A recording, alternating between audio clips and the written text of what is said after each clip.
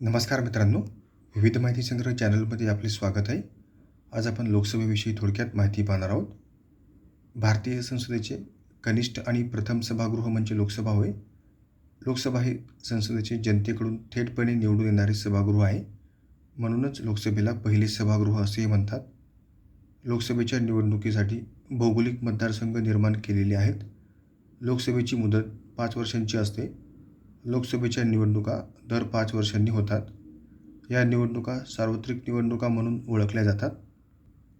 काही वेळेस 5 वर्षांची मुदत पूर्ण होण्याआधीच लोकसभा विसर्जित झाल्याची काही उदाहरणे आहेत. अशा वेळी घेतलेल्या निवडणुकांना मध्यावधी निवडणुका म्हणतात. लोकसभा हे देशातील लोकांचे प्रतिनिधित्व करणारे सभागृह आहे. लोकसभेची सभासद संख्या संविधानानुसार जास्तीत जास्त 552 असते.